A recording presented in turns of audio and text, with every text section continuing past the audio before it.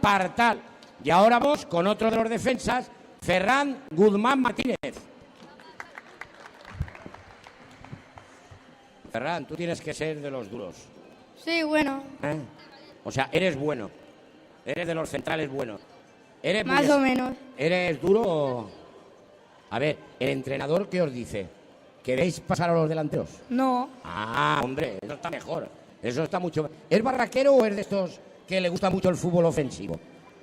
No lo sé. Ah, ¿no lo sabes? O sea, por ahí me chivan que es un poco barraquero.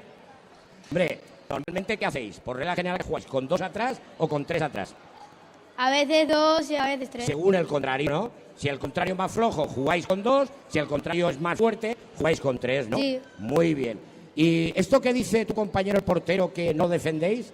Ahora, defendemos. Sí que lo defendéis, ¿verdad? Sí. No, es que creo que el portero...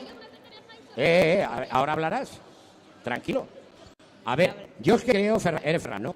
Yo es que creo, Ferran, que lo meten en una cabina telefónica. Lo metéis todos ahí y aún dice que lo dejan solo. Seguro, Sí. estoy totalmente convencido. ¿De qué equipo eres? Del Valencia. Del Valencia, muy bien. ¿Y qué ídolo tienes? ¿Quién te gusta como jugador? Así en defensa. Hay un chiquito que juega lateral izquierdo que se está saliendo del mapa. No sé.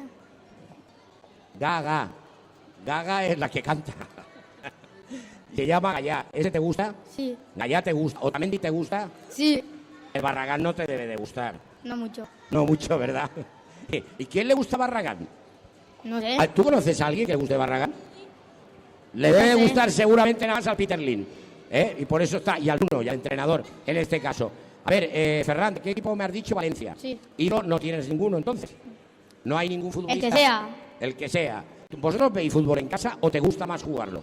Sí, a veces lo veo. A veces lo ves. ¿Tu padre de qué equipo es? Del Valencia. Del Valencia. ¿Y tu madre? No le gusta el fútbol. No lo sé. ¿No lo sabes? Pero vamos a ver, no sabes si a tu madre le gusta el fútbol. No, que no sé de qué equipo es. Ah, no sabes de qué equipo es. ¿Pero le gusta el fútbol o no? Cuando hay partidos en la tele, No mucho. ¿tu madre se sienta a verlo o no? No. No.